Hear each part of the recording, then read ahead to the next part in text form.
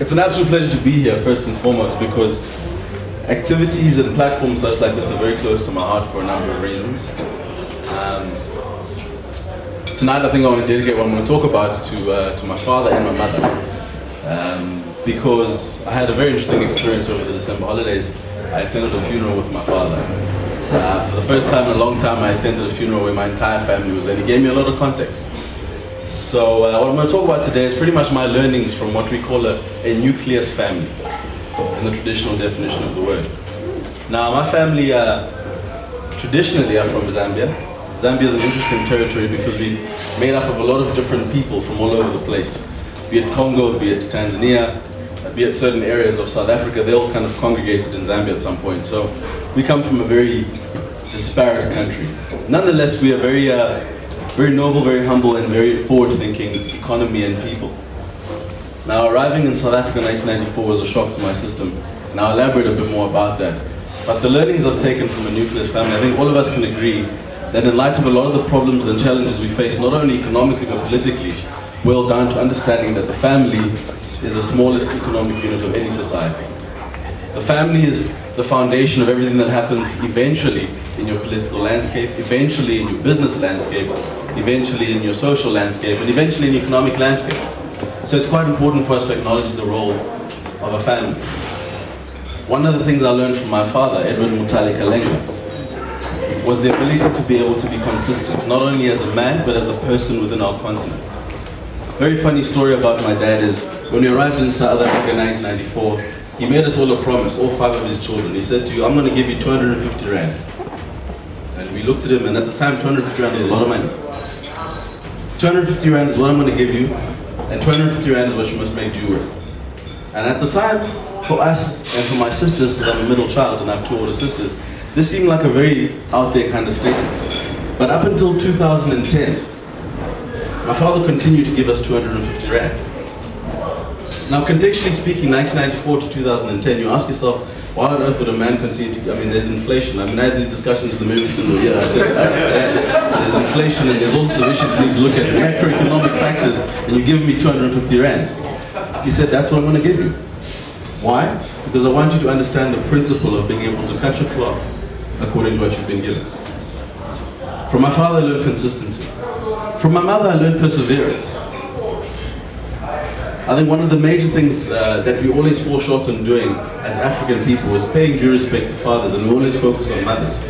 And my mother taught me something very important, and that's perseverance. Raising a family of 5 in uncertain economic conditions, having been convinced by my father to move from a fairly stable environment to South Africa in 1994. And when we got to South Africa in 1994, having our car stolen on the first night in Hillbrook. I kid you not, we drove in at 10:30. 6 o'clock the next morning, we lost our car and everything in it. And my mother persevered through all of that and stuck by my father in such a way that she was able to sacrifice herself for the greater good. 5-10 years later, my mother eventually managed to get her MBA, which had been trying to get for 15 years. The perseverance of understanding the value of being a woman and a mother in the context of a family, and that kind of relationship is something I've taken out of my mother.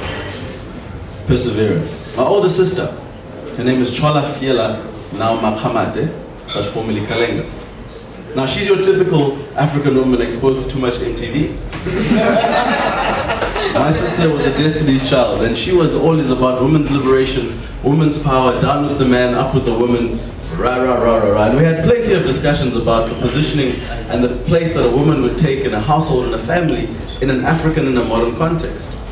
Now my sisters, all 3 of them, had a very strong allegiance we called the Destiny's Child, and they were convinced that one day a man was going to take on their surname. They were convinced that one day a man was going to cook for them. They were convinced that one day they were going to be making orders every day, every night, as what they would be feeding their family.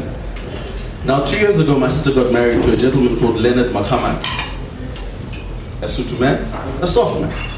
But what impressed me about my sister and what I learned from her is through the process of understanding the cultural context of not only Bembas, but Tswanas, she was able to evolve her mindset.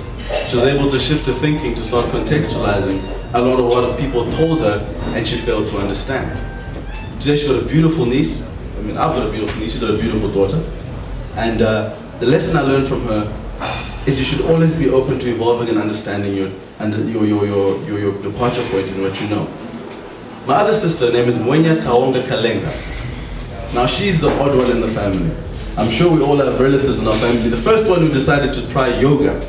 The first person who decided to be a vegetarian. After your mother's been feeding you meat all your life, you decide you want to stop eating meat.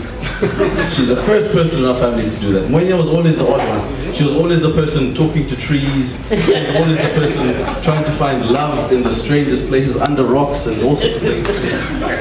And when we were growing up, we couldn't quite understand her. Musa was the Greenpeace, Musa was the hippie, Musa was that kind of girl. And for a long time, nobody got it. What Musa taught me is that it's important for you to be distinct in your family environment and in your world. If you're not distinct, you're extinct. And she stuck to her guns. To this day, she's still got very weird mannerisms, and Musa is an absolute star. She's found her place as far as being an IT professional, and she's able to effect change by being the change that she wants to see. From her, I learned that you need to be able to put yourself out as the person that you are and stick to your guns. Next in line comes me, and I'm talking about me, so I'm going to skip to the next person, which is my younger sister. Her name is Musa Kalenga. Now, when we were younger, one of the things I cherished most about my family is every second year my father made a point of us driving from Johannesburg through to Zambia. I hate driving, I think that's why they invented airports, but my father insisted that as a family we all got into a car and we drove from Johannesburg to Lusaka. Now there's various routes we took. We went through Botswana, went through Zimbabwe, we did various different things, but we eventually created a game called Survivor Zambia. And Survivor Zambia was all about finding out who had the most socially adept skills to survive the family without pissing anybody off, basically. Now Musa Kalenga, my younger sister, is one of those people who's extremely passionate about anything. There's a term I found in the dictionary that's called hypochondriac. Yeah. Has anybody ever heard of a hypochondriac? Palo is the most intense person you'll ever meet. If she gets bumped by a rubber ball, she'll claim that she's got a migraine from here to Nigeria.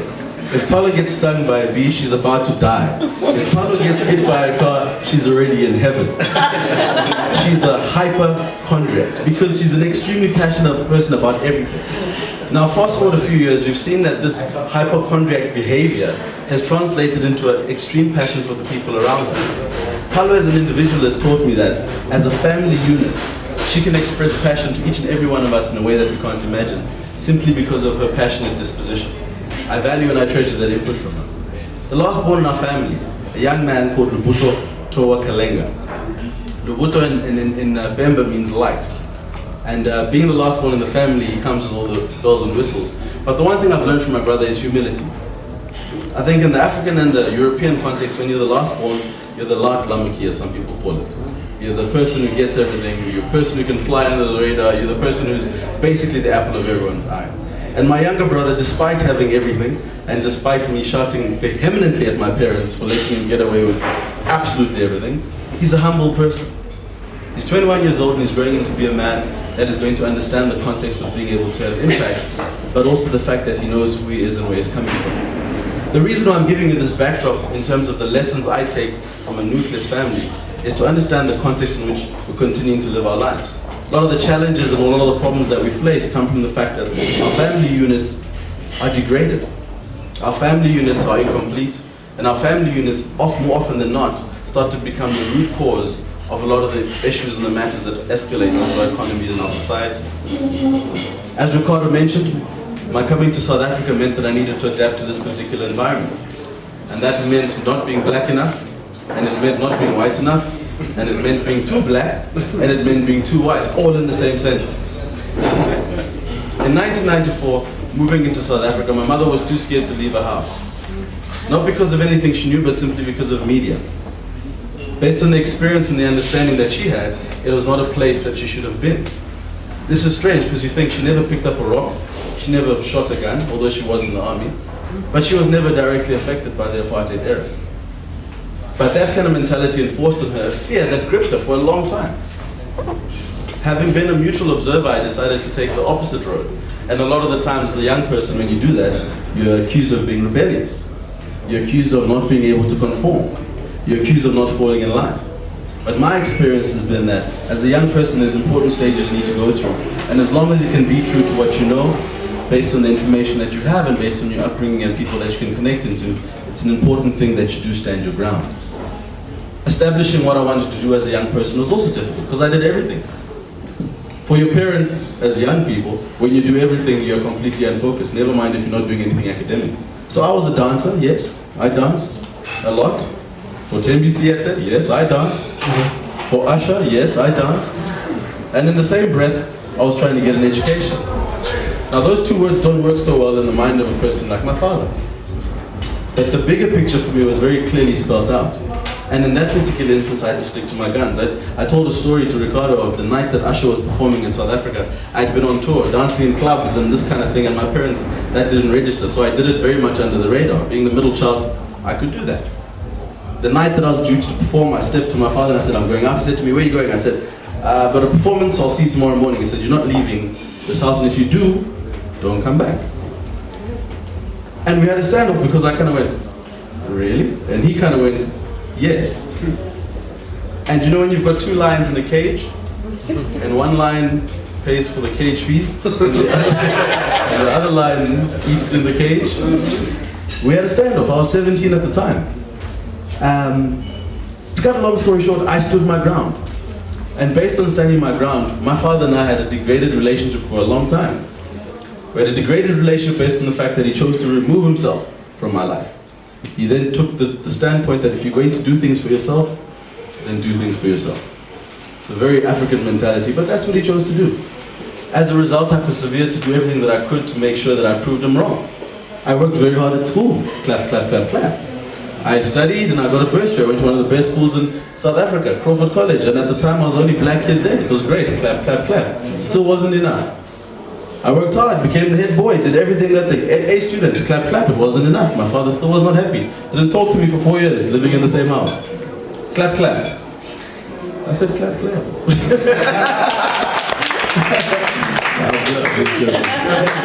Moving from Crawford College, the only time my father knew what school I went to or what uniform I wore was when I was involved in a car accident. In my standard 9 year, I caught a taxi, wake up at 4 o'clock, the whole shebang. And the last stretch was darted down Bryanston Road on the way to Crawford College, Lowen Hill. And we were hit by a truck. I was in the front seat, and it was a whole drama. That's the first time I saw my father at 12 o'clock. And I was in the hospital at Sunninghill. And he looked at me, and I looked at him. And without saying anything, I saw that in his heart and in his mind, that was his way of apologizing. From there on, I started understanding, and I started trying to get a sense of what it is that affects the space and the mindset of an African man. Because that's where I was going. And I thought to myself, one day if my son comes to me and he's passionate about something, will that mean that I'm going to wait till he's in a car accident before I can support him? I had to answer that question. Moved on, went to Wits University, where I failed my first year. I took orientation here because I needed to figure out my life. So having gone there and having done so well at school, everyone said that what you need to do is become an actuary, because that sounds nice, doesn't it? And it would make my father happy, it would make my mother happy. Decided to go and study actuarial science. Failed on my beep, beep, beep. And as a result, I made the decision in my second year that I'd do what I wanted to do. Once again, coming back to understanding the fundamentals of yourself as a person and applying that to your life. I flew through the rest of my years at varsity, performed extremely well, started a business, started a company. And as I continued to grow and learn as a 26-year-old man, I always come back to the fundamental principles that I learned from a nucleus family. I come back to understanding that every member of my family and every experience I've gone to starts to form part of the person I'm going to be. And although my journey is still very much untold, and although there's a lot I'm still discovering, I go around and I talk to people about understanding the fact that as I grow into a man, the family is an extremely important aspect of shaping any child's life. And as we all know, the youth are our future. Thank you.